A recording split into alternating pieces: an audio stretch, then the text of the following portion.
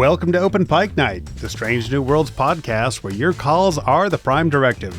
I'm your host, John T. Bolds, here tonight with an exciting new segment of the Open Pike Night lineup, Strange New Words. Your host will be speaking with some of the writers of Strange New Worlds Season 3 to give you a little extra insight in addition to our regular season coverage. But first, let me introduce my co-hosts. Unfortunately, Jesse could not be here with us tonight, but with me, as always, is the man who always knows something isn't quite right with an Open Pike Night recording, but he can't get past our pesky delusions. Host of Green Shirt and Newbies Trek Through the Next Generation, Cameron Harrison. It's my rigorous intellect.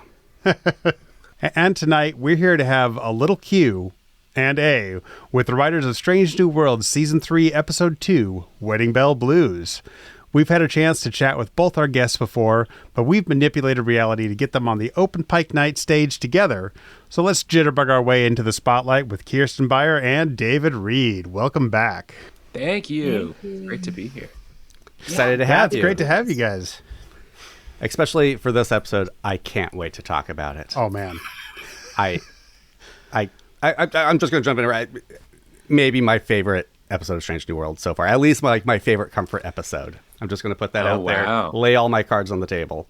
It's a super fun episode. Yeah. It is a lot of fun. I just rewatched it, and we were saying before we started recording how long ago it was that Kirsten and I started working on this episode. I mean, it was the beginning of January of 2023. Wow.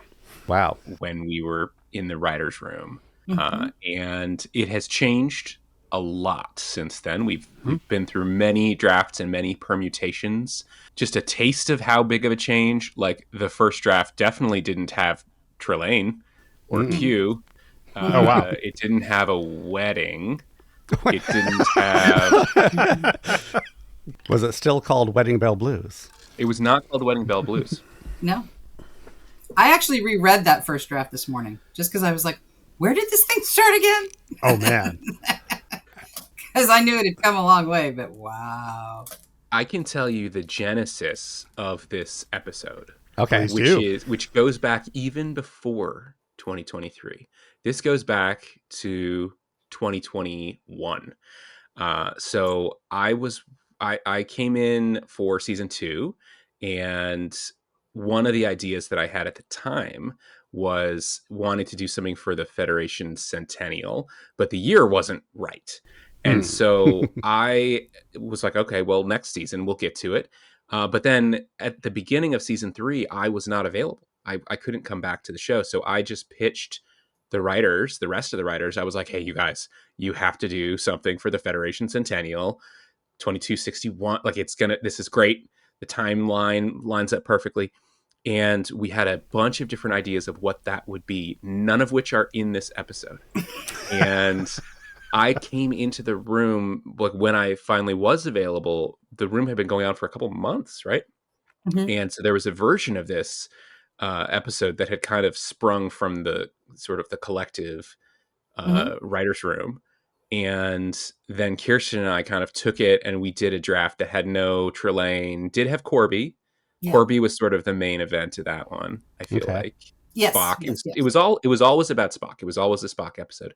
But it ended, instead of a big wedding and a speech about getting Christine to understand her actual feelings for Corby, it was Spock giving a centennial speech because his father couldn't make it to the party. And so he had to give a speech that was about being sort of a son of two worlds, and how that's the point of the Federation, and how the beauty of the Federation was that it was born out of difficulty. So like the little almost joke speech that Pike gives at the very end as just to like, okay, well, anyway, the bar's open.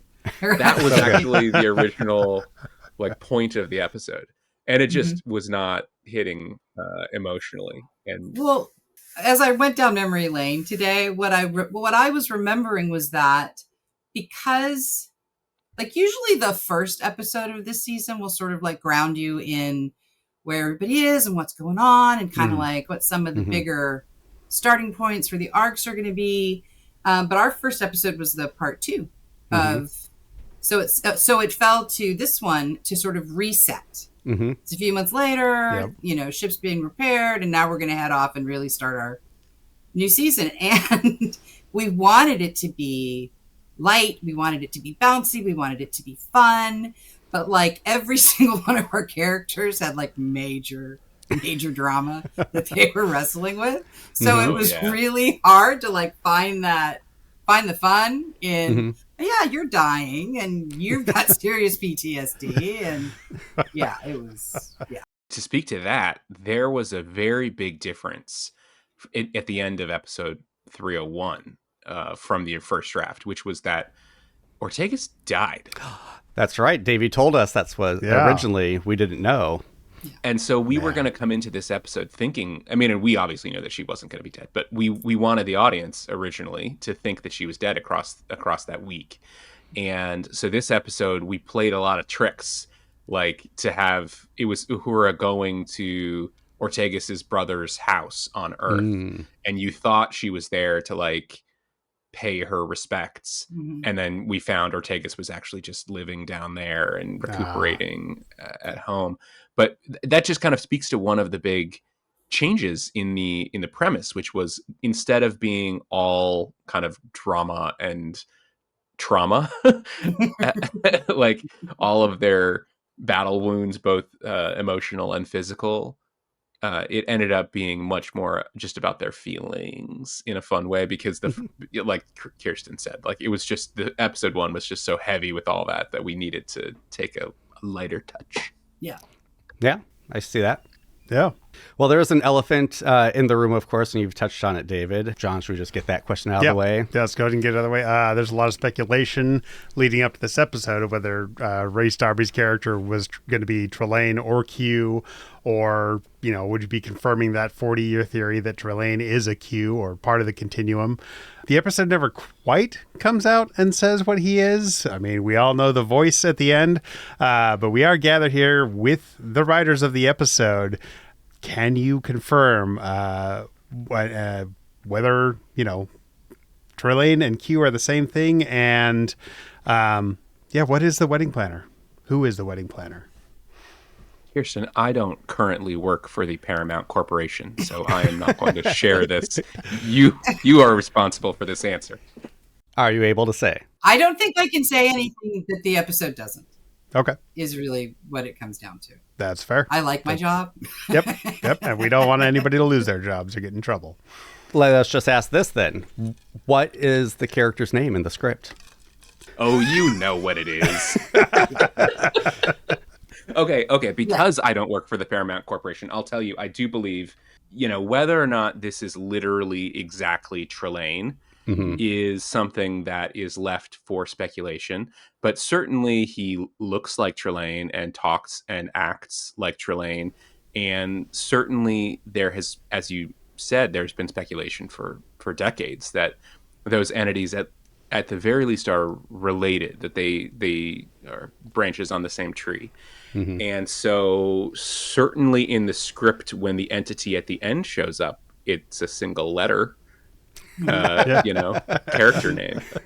So, that was one of the really exciting parts to me, was to kind of put those ideas together. And to, the last time I was on this podcast, one of the things I remember talking about was that we are merely stewards of Star Trek as a franchise, and I can't say what people will do with it going forward. But what we wanted to do was tie those ideas together a little bit. And I think at the same time, there's no one in the writer's room who, more than Kirsten and I, wants the canon of this franchise to make sense. And so there was some resistance to certain parts of it, because there's some timey-wimey that happens with Q, obviously. And I think they are entities that work in mysterious ways. And this is another example of them working in mysterious ways. And like, you can't think too hard about it, because it's not going to make a ton of linear timeline sense, but they're not linear beings. But with Q, it could be anything. Exactly. Or Trelane. Or both, if they're the same. Whose idea was it to have John Delancey come in then? Who pitched that? I think that I think it was Akiva's, because Akiva Goldsman is just friends with John Delancey from Picard and things. So I think it was him. I think the rest of us weren't quite bold enough to say, like, okay, well, we should fully tie that knot. Mm-hmm. Yeah. Well, and also, like, we weren't like in the room every day to argue about it. It was just kind of happening, and so we're like, well, alrighty then. Perfect. Yeah. Well, Kirsten, as you said, this is basically like the second premiere of the season, right? Like episode 1 kind of finished up season 2, and this is the one you're introducing new characters. You're establishing where the other characters currently are. You're setting up their arcs for the season. Mm-hmm. You're setting the tone for the rest of the season. You are sprinkling in some amazing little Easter eggs for plot points in later episodes that I only caught on my second watch. I guess my question is just how did you make that feel so effortless? Oh my God. Like, how did you balance all that? I mean, it's impressive. Like, the second time I watched it, it just dawned on me how much you're doing in this episode. And it still just feels like a really fun standalone story.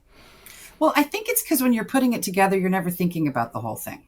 Okay. You're just really living in it kind of moment to moment and letting each one be as fun as it can be. I mean, I ended up, like, near the last rounds of revisions, doing a lot of work on, like, the Spock Corby scenes when they figure stuff out, and running through that whole patch of, you know, trying to figure out how to break the spell. And it was just so fun because it's such an absurd situation, especially for Spock to be in.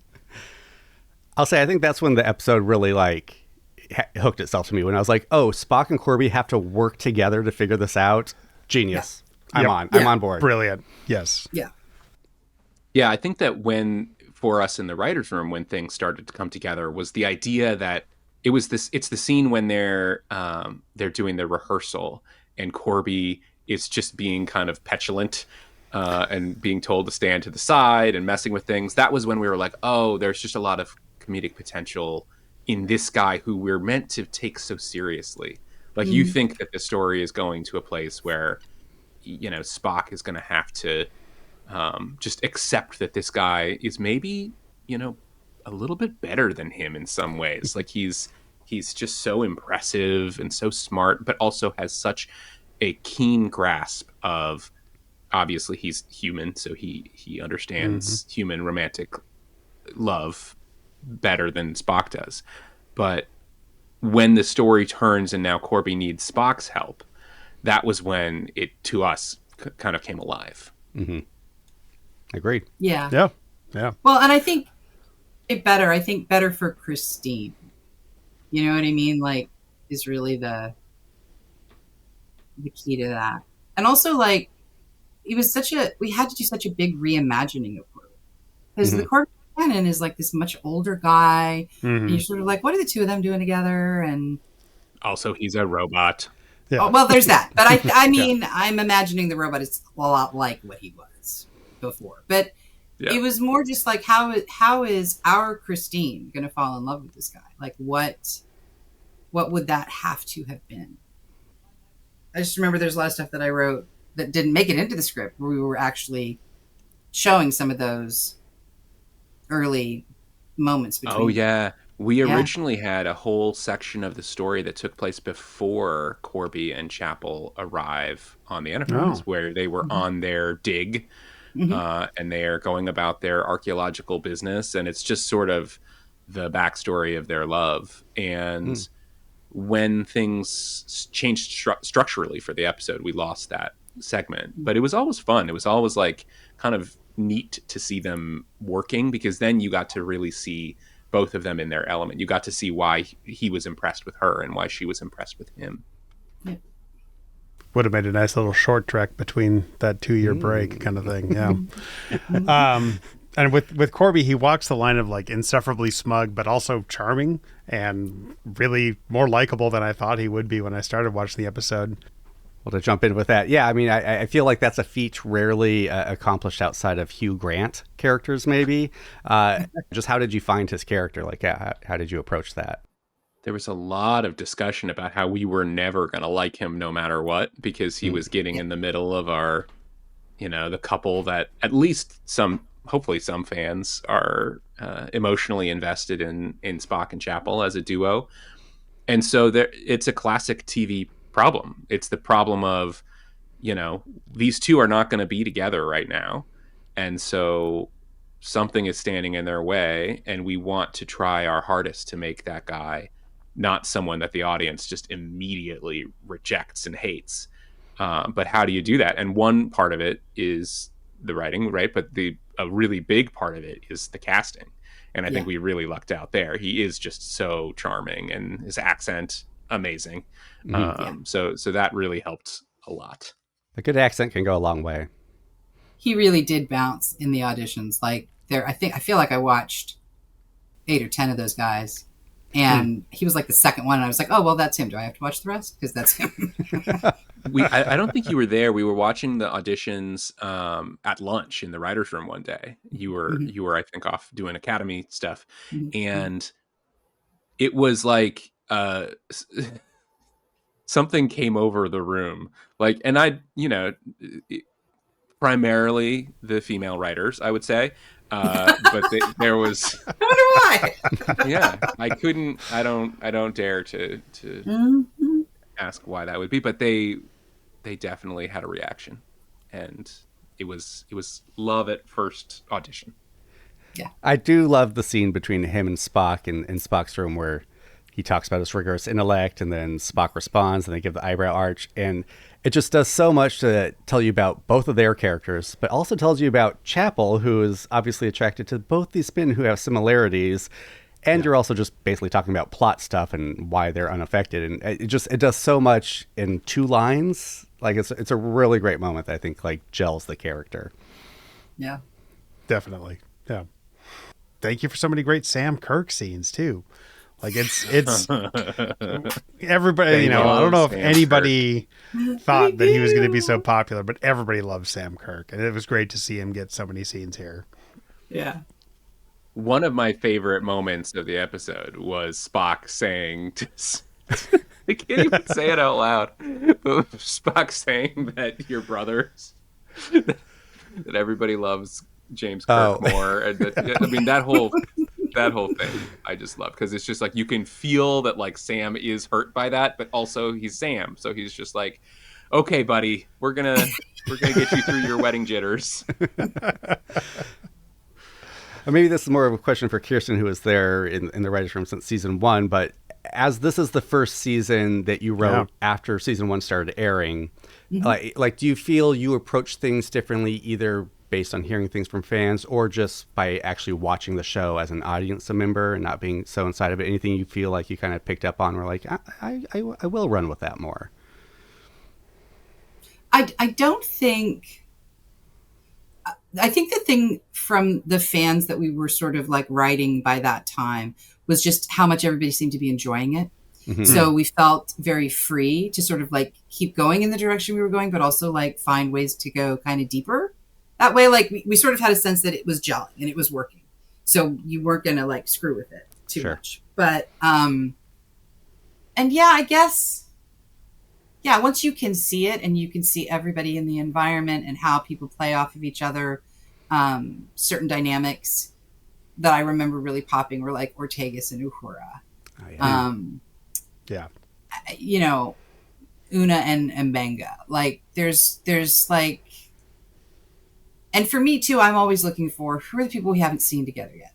Because a lot of times you end up, pairing the same people kind of over and over again. And I'm always looking for, can we have these guys who never talk, like hang out for a little while and do something? We all want that too, so thank you. Yeah, absolutely. Yeah. We always appreciate it. Yeah, sometimes in the writer's room we call it putting the different Barbie dolls together. Like you are thinking of them a little bit as the action figures on your shelf, and you're like, well, what is the pairing that we haven't played with yet? Mm-hmm. Yeah. That's fair. Well, speaking of pairings, something else I love about this episode is that it's very much a romantic comedy, but it's also still completely a Star Trek episode. Yes. And I think you do that by, it's the classic kind of, help, we're stuck in an alternate reality, and how do we solve it? But instead of the Enterprise blowing up being the stakes or the multiverse collapsing, it's, this relationship. And I think it's especially highlighted in the bar scene where they're explaining how Chapel and Corby fell in love, and you're name dropping things like the solar plane and other things I'm sure the science advisor had to come in and assist with. So, I mean, was that like an intentional balance you tried to strike while writing this episode? Always. I mean, a lot of times we start with genre, like targets we want to hit in terms of this is horror, this is thriller, this is like whatever. But then always the task is, where's the Star Trek in it? Like, what is the thing that's going to make it feel like it's still our show? And it can be really easy to lose track of, to be honest with you. But then when you make a big choice, like, oh, well, it's an omnipotent being. Well, then, okay, now I know what show. Were there any particular moments or scenes you struggled with or found easy? Or in this one? Yeah. I mean, was bringing like the solar plane into their love story, was that an intentional choice? Or I think that comes from just looking for specifics when you are like, it's one thing when we're sort of outlining the episode to say, and then Corby is going to tell a story and then Chapel is going to kind of pick it up and finish, like that. It's a romantic moment and we get some of that backstory. And it's another when you're sitting down with the script, like with the blank page, and you've got to turn that into a scene that actors can play. And very often it's finding the specific little details that feel accurate to the characters, that feel like, oh, this is a person who would know about this thing. This is a way that we can reveal something about Chapel's backstory that we didn't really know before. And all of those things are what we call WPs, or writer problems. Like, they're not the writer's room's problem. They are the individual writers of the episode's problem. Okay. In this case, because of the writer's strike and the actor's strike and just a lot of, like, there was a lot of hands involved in this, like a lot of people chipping in with ideas once, later in the process than we usually would. Usually it's a very collaborative process up until you have a draft, and then it becomes kind of the showrunner and the writer of the episode going back and forth. And in this case, I feel like we had half the staff taking stabs at moments or scenes, or what if we tried this, just to kind of make it feel like it's serving all of the different masters that it had to serve. Like Kirsten was saying earlier, it needs to feel like it's sort of the premiere for a bunch of the stories that are going to carry forward. Obviously, Beto and meeting, Ortegas's brother, and like there you could just go down the list and figure out like each character is kind of starting afresh now. And I think that one of the best ways to like delineate these moments in seasons is when everybody's hair changes. I remember as a youth watching Deep Space Nine, and I think it was The Way of the Warrior season 4 premiere. Like, everyone shows up with different hair, very different hair. You know, that was when Avery Brooks had gone completely bald. Like, he'd shaved his head, and Dax had different hair, and Kira had different hair, and Dax had gotten a promotion, and you're just like, it's been a little bit of time and things are different. And that was sort of the vibe of this one. Like, it's been a couple months, and, Uhura's got awesome hair now. Not that she didn't have awesome hair before, but she's got even more awesome hair now. And in the same way, it's like their emotional states have changed, and we have to interrogate those. And Patel is going to get a new ship. Like, all these stories are kind of starting now. And like, I remember how much time we spent talking about Lon and how she had been so weighed down by her trauma and her past in the first couple of seasons, and that finally, because of what she was able to overcome, she was going to be lighter. And so it's like, well, what does lighter Lon look like? Like, how does that work? It's great. Well, and one of the things that we took, not from the fan response, but just getting to know the actors, is that Christina is such a great dancer that, like, that the moment with her and Spock, one of the things that has been the same in every draft from the very first until the very last was that opening scene of Christine, with La'an and Spock dancing, because Christina Chong is such a great dancer, and we're just like, oh, it would be great for her to do this. So you take some of it from where you need the characters to go, and you take some of it from, like, it would be fun to do that. Babs is a great martial artist, and so we're like, let's have him like kick a lot of ass. You mentioned Ortega's brother. Let me ask this. We have reason to believe on Open Pike Night that perhaps at one point she was going to have a sister. Is that something that changed, or are we incorrect in that assumption? That is true. She was at one point in a very early iteration going to have a sister. And through the normal process of figuring stuff out, it became a man and a love interest a little bit, perhaps, for someone else on the show. We'll see.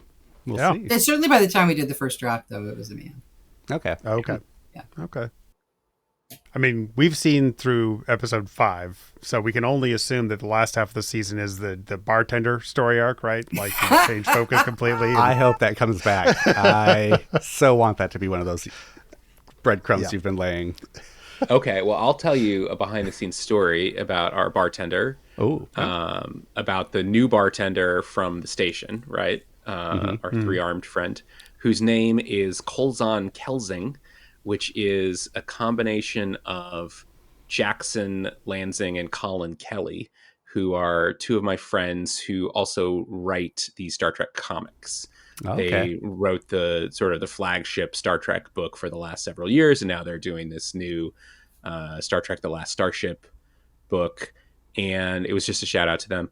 But we all were just like obsessed with the idea of a three-armed bartender because of the character in the original series, the animated series. And it was such a difficult thing to achieve, though.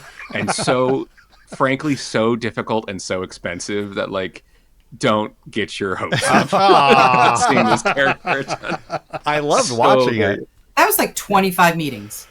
So many meetings. And just look at the arm there. Is that? And do you see that? And it's just like, oh my God. So almost every time you see that character in the show, almost every single shot that they're in, there's a different methodology for how the third arm is achieved, which, is very impressive from the production logistics perspective, but very difficult.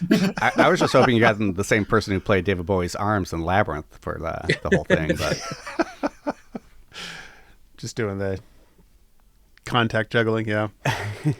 You kind of mentioned originally seeing them on the dig, but now, they show up at the end of the cold open, and Chapel goes, "He's my date."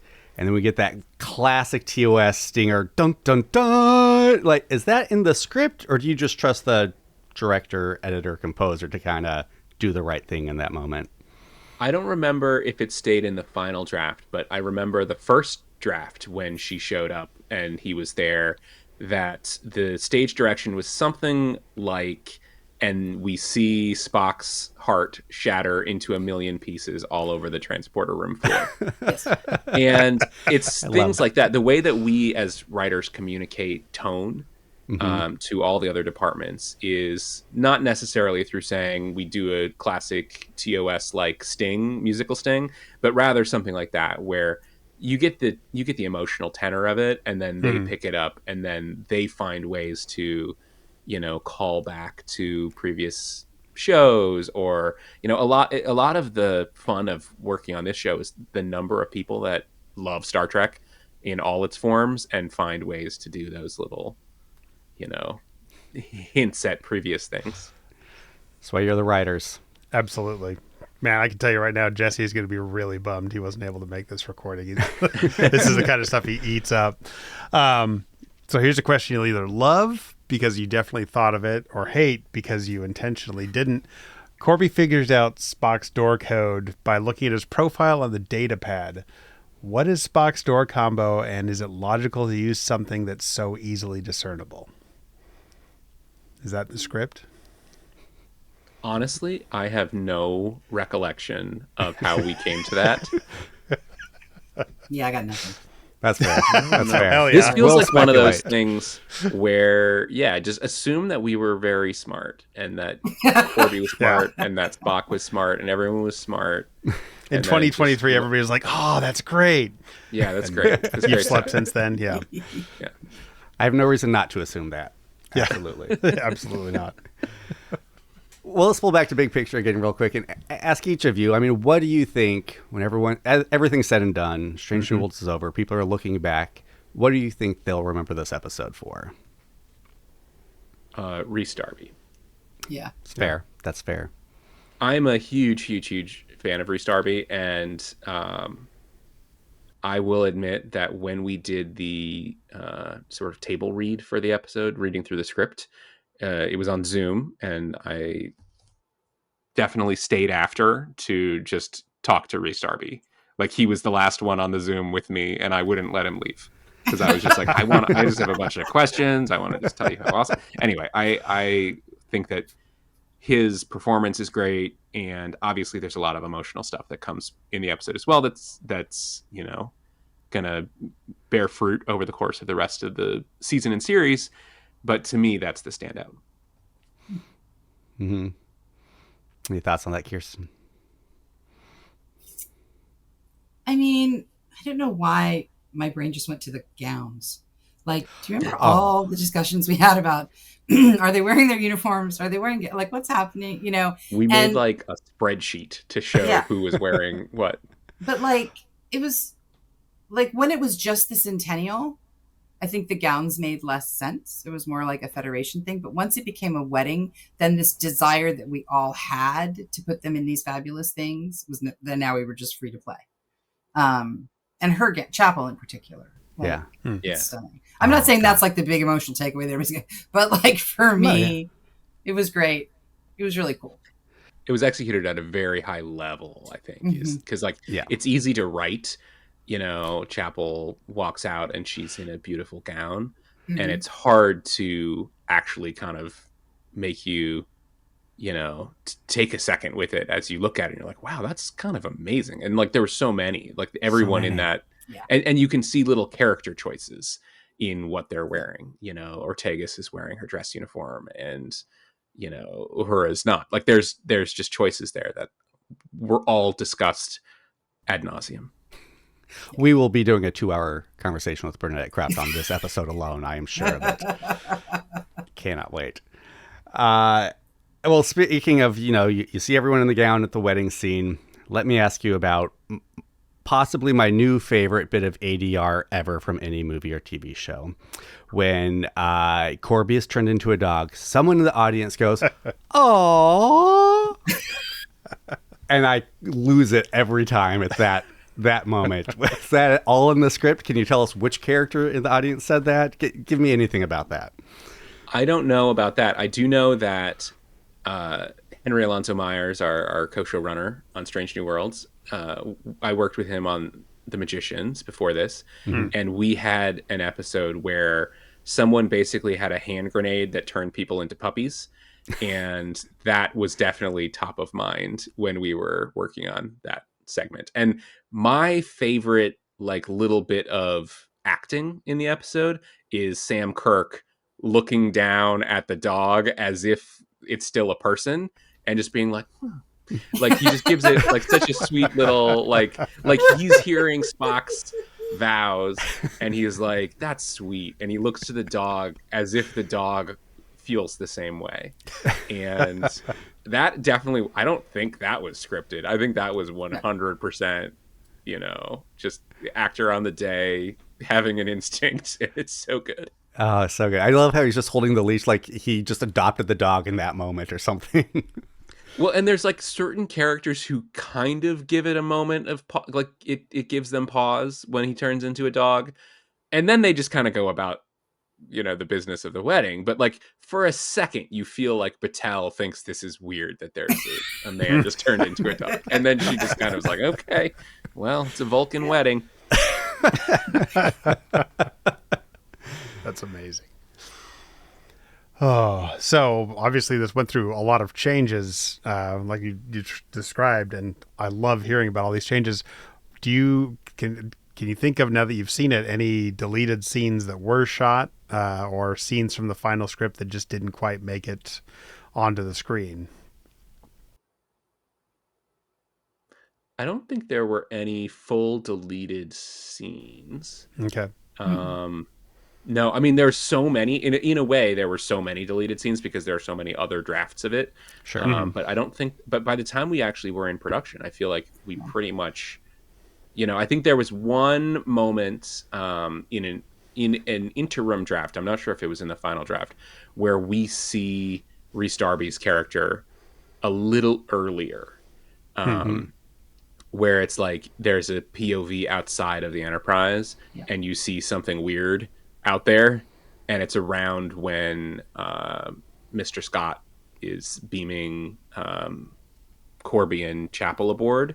I feel like there was a VFX shot that maybe we ended up not putting in. Oh, okay. Okay. Was there much improvising? I could see, especially during like the wedding scenes. Some of the stuff that Rhys says in the wedding, I think was improvised, but frankly, this one was, it really, it changed so much, but then the actual episode really does resemble the script a lot more than some other ones that I've worked on where we reorganized the episode after the fact, where we moved scenes around or, cut a scene in half and put the pieces in different places. Like this one kind of stayed true to the script.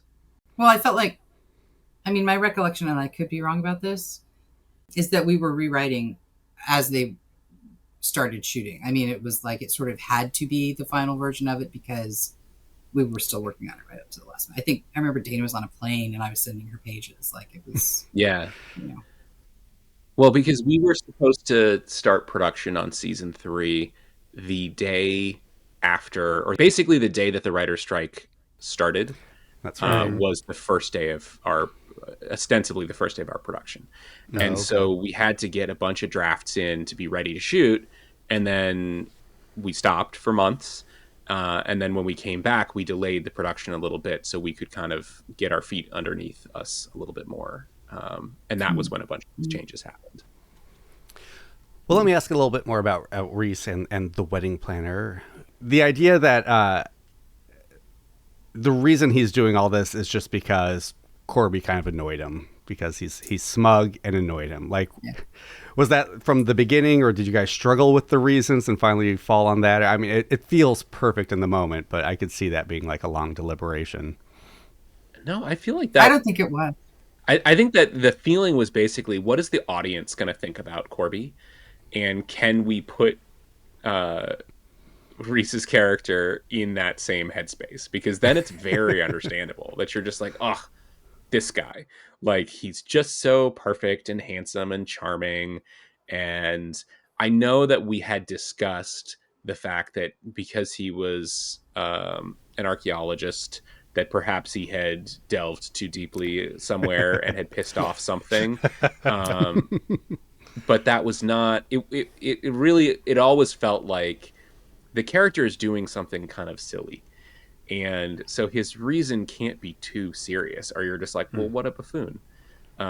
So especially when you reveal that he is in essence a child, it's like, well, yeah, he saw some guy he didn't like and was just throwing mud in his eye. Perfect. Excellent. Another favorite trope of mine that this episode does is anytime Star Trek characters start listing off a series of plot points from other Star Trek episodes, trying to figure out what's going on. Is that as fun for the writers to write as the audience to watch? Well, I had fun writing it. It's basically what the writer's room is like all the time, right? It's just like, well, isn't that kind of like this one? Oh, but isn't it more like this one, Mm-hmm.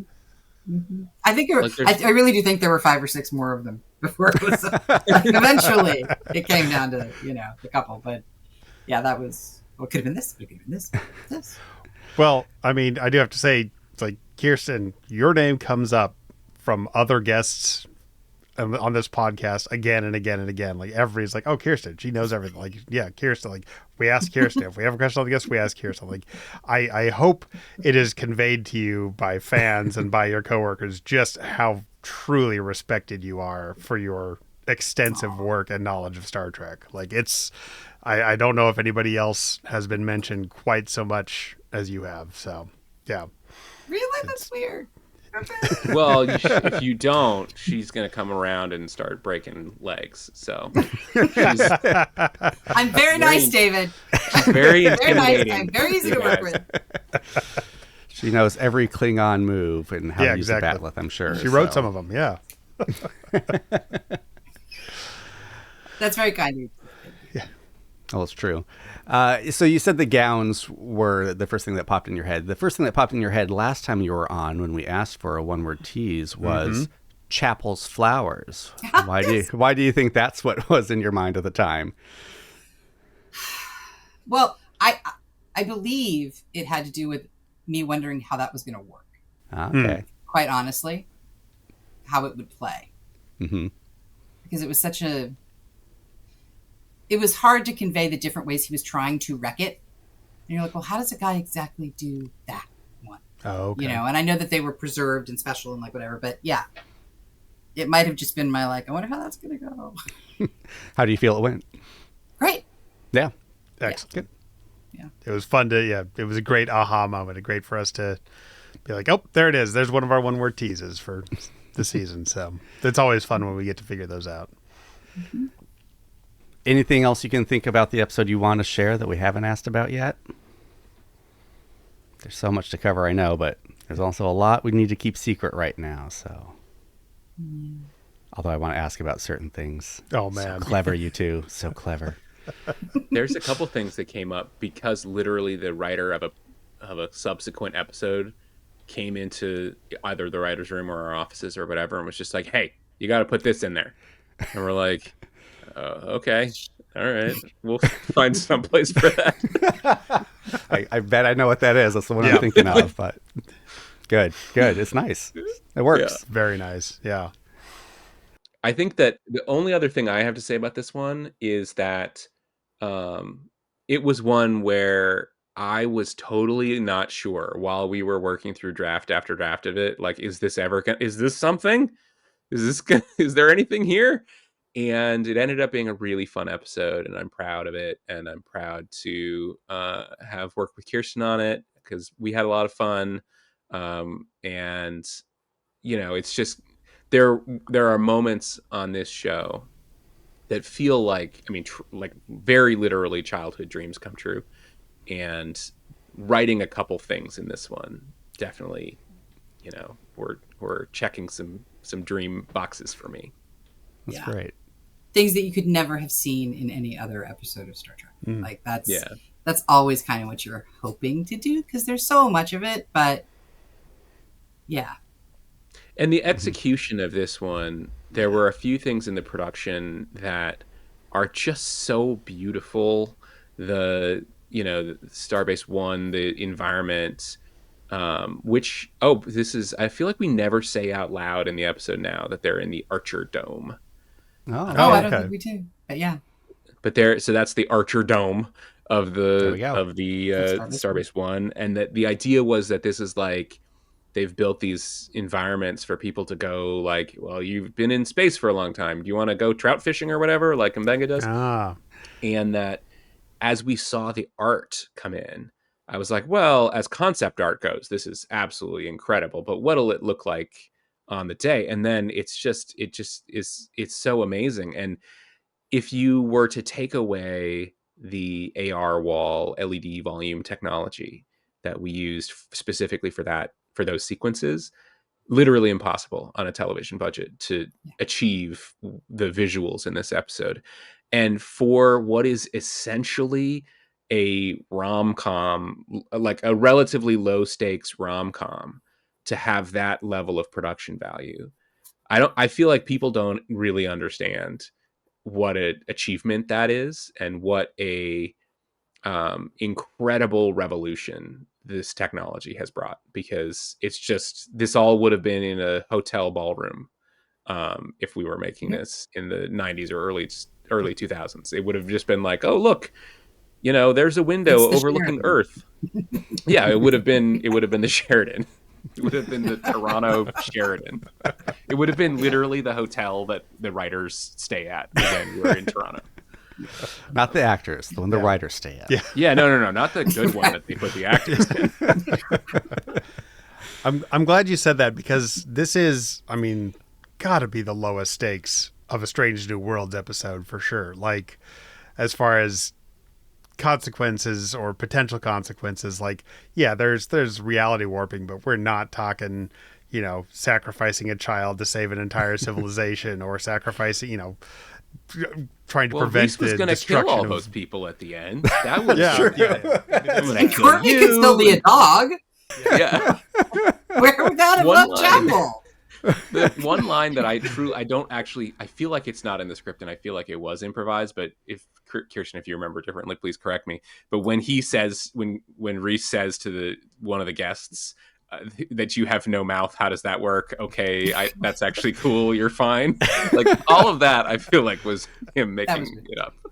Every one of those rants needs the one moment where he's like, okay, you're okay. And that was a perfect reason for him to think that individual was okay by his book. I had a grin on my face for this whole episode. Like, both times I watched it, I appreciated it more the second time, like realizing just how layered it was. So well done. Yes. Thank you. Thank you. So, do you both have a favorite line from the episode? Either one that made it in, or maybe one that didn't make it in?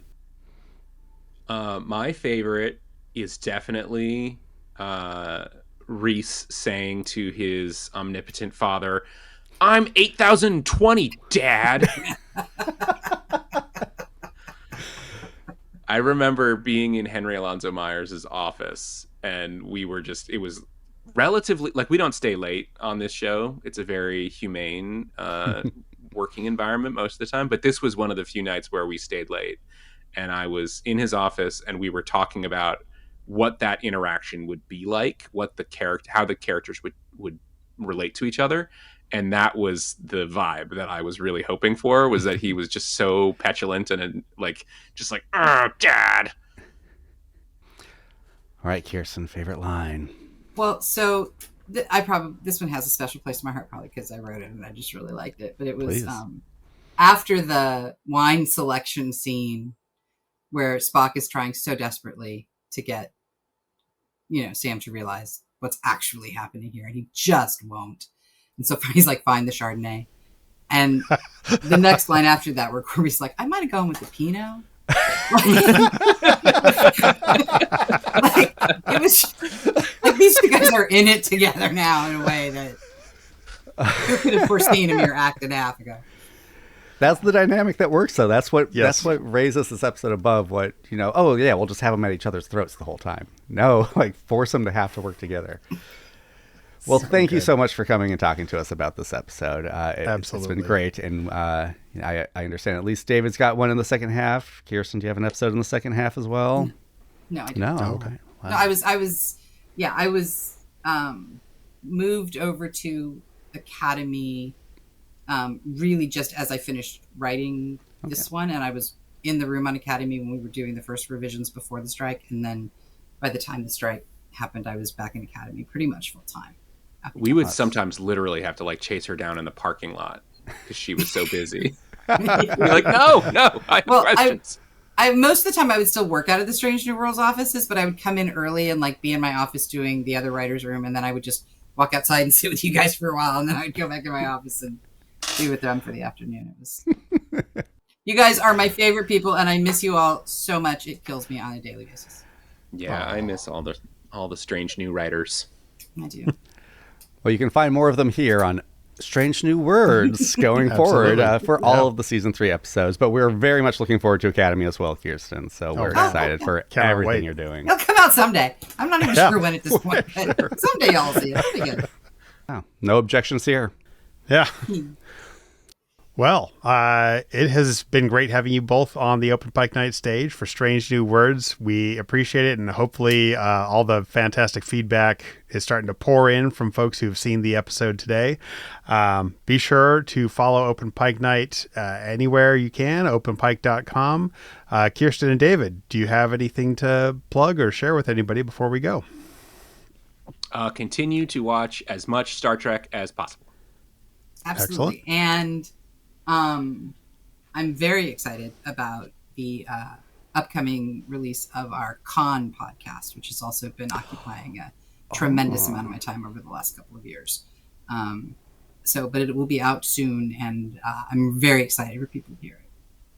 Well, if you wanted the Venn diagram of podcast listeners and Star Trek fans where that overlaps, you found the right audience. Yes, you did. Absolutely, you did. All right. Well, it's been a long night, so we have to go make sure we're ready to record the real episode for Open Pike Night. But for now, you've been listening to Open Pike Night Strange New Words. Be sure to clean up after yourselves. Be sure to tip your servers. You can go anywhere you want, but you can't stay here.